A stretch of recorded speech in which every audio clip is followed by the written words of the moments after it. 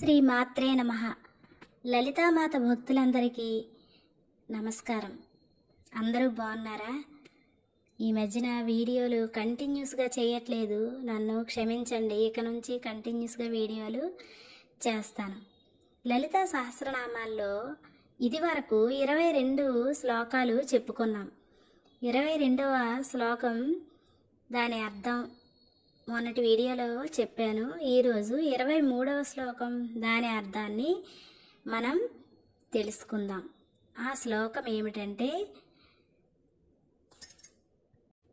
మహాపద్మాటవీ సంస్థ కదంబవనవాసిని సుధాసాగర మధ్యస్థ కామాక్షి కామదాయిని అనగా అర్థం ఏమిటంటే, మహా అనగా గొప్పదైన, పద్మాటవి అనగా పద్మములు గల అడవి, అంటే గొప్పవైన పద్మములు గల అడవి యందు ఉండేది, నివసించేది లేదా ఉండేది అని అర్థం. కదంబ వనవాసిని అనగా కదంబ వృక్షాల వనాలలో నివసించేది. కదంబ వనవాసిని అమ్మ, కదంబ వృక్షాల దగ్గర అమ్మ ఎప్పుడూ కూడా నివాసం ఉంటుంది. అటువంటి పద్మాల అడవుల యందు, కదంబ వృక్షాల యందు నివసించేది అమ్మ అని భావం.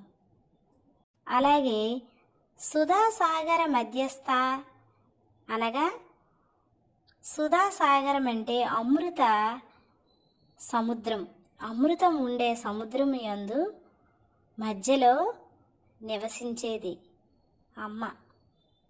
క్షీరసాగరం అంటే అమృత, సుధాసాగరం అంటే అమృత సముద్రం, అమృతంతో నిండిన సముద్రం యందు నివసించేది అమ్మ. కామాక్షి అనగా అందమైన కన్నులు కలది అమ్మ.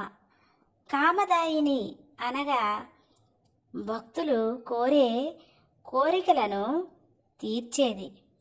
అటువంటి గొప్పదైన అమ్మను మనం పొంది ఉన్నాం.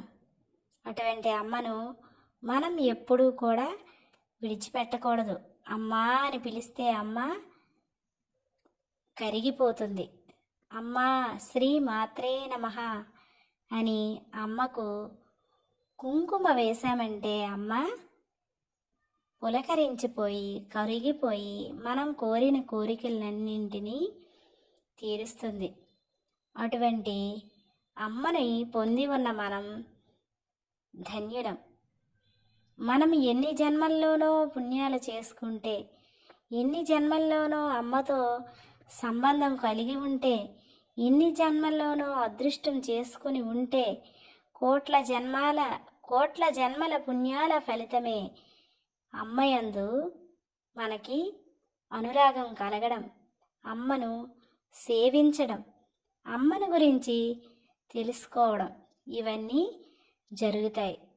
మీ ఇళ్లల్లో ఎటువంటి గ్రహదోషాలున్నా, మీకు ఎటువంటి గ్రహచార గోచార పరిస్థితులు ఉన్నా ప్రతిరోజు లలితా సహస్రనామాలని కానీ చదవటం అలవాటుగా చేసుకుంటే మీ గ్రహ దోషాలు, గ్రహ బాధలు అన్నీ తొలగిపోతాయి. శ్రీ మాత్రే నమః.